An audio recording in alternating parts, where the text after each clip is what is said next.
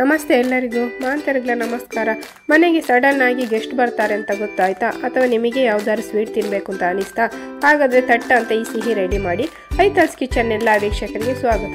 15 ರಿಂದ 20 ನಿಮಿಷದಲ್ಲಿ ಯಾವುದೇ ಕಷ್ಟ ಇಲ್ಲದೆ ಮನೆಯಲ್ಲಿ ಯಾವಾಗಲೂ ಇರುವ ಸಾಮಗ್ರಿಗಳಿಂದ ಚುರುಮುಂಡಿ ರೆಡಿ ಮಾಡೋಣ. ಗೋಧಿ ಹುಡಿಯಿಂದ ಮಾಡುವ ಕಾರಣ ಇದಕ್ಕೆ ಗೋಧಿ ಉಂಡೆ ಅಂತ ಬೇಕಾದ್ರೂ ಕರಿಬಹುದು. ಗೋಧಿ ಉಂಡೆ ಮಾಡಲಿಕ್ಕೆ ನಾನು 1.5 ಕಪ್ನಷ್ಟು ಗೋಧಿ ಹುಡಿ ತಗೊಂಡಿದ್ದೇನೆ. 1/4 ಕಪ್ ಮೆಜರ್ಮೆಂಟಲ್ಲಿ ಆ ಕಡಲೆ ಹುಡಿ ತಗೊಂಡಿದ್ದೇನೆ. ಈಗ ಗೋಧಿ ಹುಡಿಯನ್ನು ಒಂದು ಬಾಣಲೆಗೆ ಹಾಕೊಂಡು ಫ್ರೈ ಮಾಡೋಣ. ಮೀಡಿಯಂ ಫ್ಲೇಮಲ್ಲಿ ಇರಲಿ, ಉರಿ ಚೆನ್ನಾಗಿ ಫ್ರೈ ಮಾಡಿ. ಹಸಿ ವಾಸನೆ ಹೋಗಬೇಕು. ಕಲರ್ ಕೂಡ ಸ್ವಲ್ಪ ಚೇಂಜ್ ಆಗ್ತದೆ, ಗಮ್ ಅಂತ ಪರಿಮಳ ಬರ್ತದೆ. ಈ ಹಂತಕ್ಕೆ ಬಂದರೆ ಸಾಕು. ಈಗ ಇದನ್ನು ಮಿಕ್ಸಿಂಗ್ ಬೌಲಿಗೆ ತೆಗಿತಾನೆ.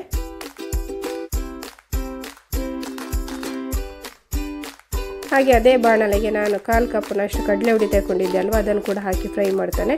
ಇದರ ಹಸಿ ವಾಸನೆ ಕೂಡ ಹೋಗಬೇಕು, ಕಲರ್ ಕೂಡ ಚೇಂಜ್ ಆಗ್ತದೆ. ಇದನ್ನು ಕೂಡ ಮಿಕ್ಸಿಂಗ್ ಬೌಲಿಗೆ ಹಾಕೊಳ್ತಾನೆ.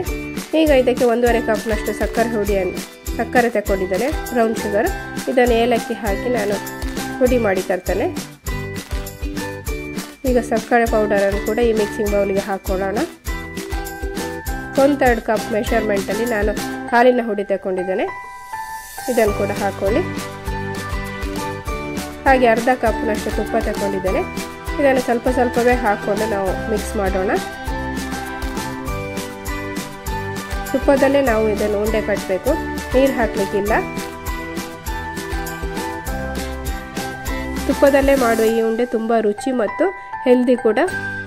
ಮಕ್ಕಳಿಗಲ್ಲದೆ ದೊಡ್ಡವರಿಗೂ ಕೂಡ ಇದು ತುಂಬ ಒಳ್ಳೆಯದು. ತುಪ್ಪ ತಿನ್ನೋದ್ರಿಂದ ದಪ್ಪ ಆಗ್ತಾರೆ ಅಂತ ಅದು ತಪ್ಪು ಕಲ್ಪನೆ. ತುಪ್ಪ ಎಲ್ಲರಿಗೂ ಒಳ್ಳೆಯದು. ಇದು ಡೈಜೆಷನ್ ಅವರನ್ನು ಜಾಸ್ತಿ ಮಾಡ್ತದೆ, ಹಾರ್ಟಿಗೆ ಕೂಡ ಒಳ್ಳೆಯದು.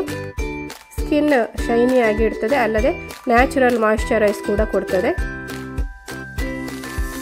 ಉಳಿದ ತುಪ್ಪವನ್ನು ಕೂಡ ಹಾಕೊಳ್ತಾ ಇದ್ದೇನೆ. 2 ಸ್ಪೂನ್ನಷ್ಟು ತುಪ್ಪ ಮಾತ್ರ ಬಾಕಿಯಾಗಿದೆ 1/2 ಕಪ್ ತುಪ್ಪದಲ್ಲಿ. ಈಗ ಇದಕ್ಕೆ 1/4 ಕಪ್ನಷ್ಟು ತುಪ್ಪದಲ್ಲಿ ಹುರಿದ ಗೋಡಂಬಿಯನ್ನು ಹಾಕೊಳ್ಳೋಣ.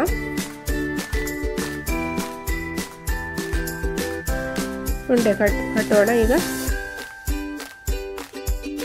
ನಿಮಗೆ ಎಷ್ಟು ದೊಡ್ಡ ಸೈಜ್ ಇಷ್ಟವೋ ಅಷ್ಟು ದೊಡ್ಡ ಸೈಜಲ್ಲಿ ಉಂಡೆ ಕಟ್ಟಿಕೊಳ್ಳಿ.